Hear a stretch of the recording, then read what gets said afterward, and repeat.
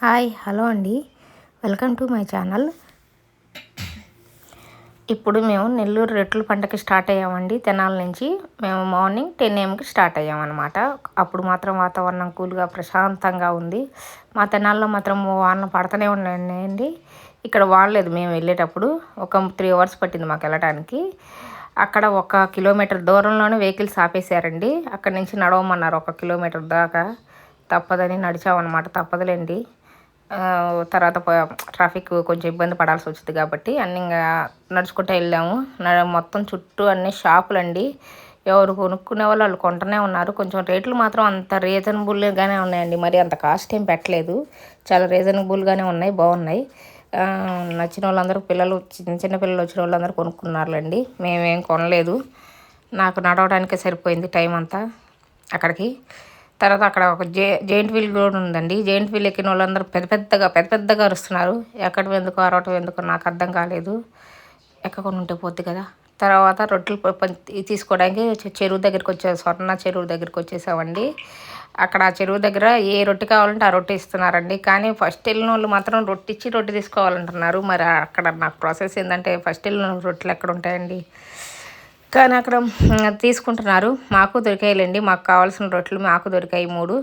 మేము రొట్టెలు తీసుకొని అక్కడే తినేసేసాము. మేము ఫ్యామిలీ మొత్తం వెళ్ళాం కాబట్టి అక్కడ కూర్చొని తినండి అమ్మ మంచిది అన్నారు. తినేసేసాం. తర్వాత పెద్ద వాన ఒక 20 నిమిషాలు మాత్రం పెద్ద గాలి వాన మాత్రం వచ్చింది. తర్వాత లైన్లో దర్గాల్లోకి వెళ్ళిపోయాము. ఆయన దర్గాలోకి వెళ్ళి దర్శించుకున్నాం అనమాట లోపలికి వెళ్ళి. తర్వాత నెక్స్ట్ దర్గాలో వెళ్ళడానికి మాత్రం ఒక 10 నిమిషాలు పట్టిందండి. మేము వెళ్ళినప్పుడు జనాలు ఎక్కువ మంది లేరండి. చక్కగా ఫ్రీగా జరిగింది దర్శనం మాత్రం. ఆ బారా షహీద్ బాబా దయ వల్ల మొత్తం చక్కగా జరిగింది. అక్కడ పోలీసు వాళ్ళు కూడా చాలా బందోబస్తుగా చూశారండి. అంత మంచిగా చూశారు. ఎవరైనా తప్పిపోయినా అరెస్ట్ చేయటం, వాళ్ళని అప్పగివ్వటం, చిన్న చిన్న పిల్లల్ని జాగ్రత్తగా చూసుకోవటం కానీ ఎక్కడైనా సరే నీట్గా పర్పస్గా బాగానే చేశారండి. నేను ఇదే ఫస్ట్ టైం వెళ్ళటం మాత్రం. మా వారు పెళ్లి కాకముందు చాలా 2-3 సార్లు వెళ్ళారులేండి. నేను మా పిల్లలతో ఇదే ఫస్ట్ టైం వెళ్ళటం. 12 సంవత్సరాల తర్వాత వెళ్ళాడు మా ఆయన. అంతకుముందు వెళ్ళి తీసుకొచ్చుకున్నారు రొట్టెలు. ఇప్పుడు మేము ఆ ఫ్యామిలీతో ఈసారి వెళ్ళామన్నమాట. కానీ ఫస్ట్ టైం వెళ్ళినా మాకు మాత్రం మంచిగా రొట్టెలు దొరికాయి. ఆయన దర్శనం 2 times జరిగింది అనుకోకుండా బాగానే జరిగిందండి మాకు. మేము ఫస్ట్ టైం వెళ్ళినప్పుడు జనాలు ఎక్కువ లేదు. ఇది సెకండ్ టైం మాత్రం జనాలు ఎక్కువ ఉన్నారు.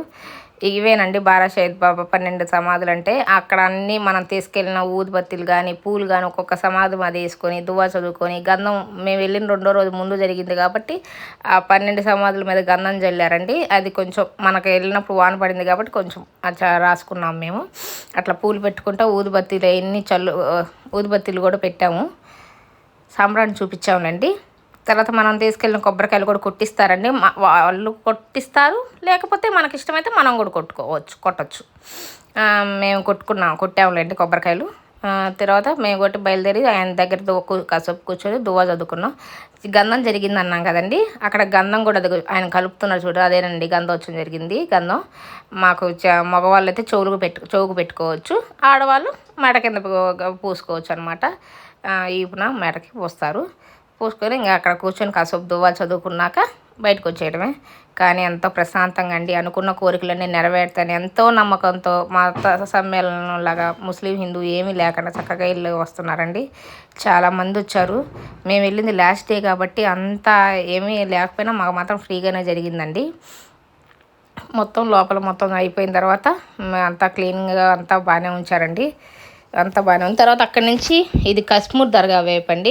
అక్కడి నుంచి 2 kilometers ఉంటుంది అనమాట. కశ్మూర్ బాబా దర్గాకి వెళ్ళాం మేము. అక్కడి నుంచి కూడా ఆయన ఇక్కడికి వచ్చిన వాళ్ళు అక్కడికి కూడా వస్తారండి ఖచ్చితంగా మాత్రం. ఎందుకంటే దగ్గరే కాబట్టి దర్శించుకొని ఈయన కూడా మస్తాన్ బాబా అంటారు, మస్తాన్ వలి. ఆయన కూడా దర్శించుకొని అసలు ఖరామత్ ఆయనండి. ఆయన చాలా ప్రాచీనమైన ఆయన. ఈయన గురించి ఒక స్టోరీ కూడా ఉంది. మనకి ఇంకో రోజు చెప్పుకుందాం. అక్కడ తబ్రుక్ కావాల్సినవి అన్నీ తీసుకున్నామండి మేము.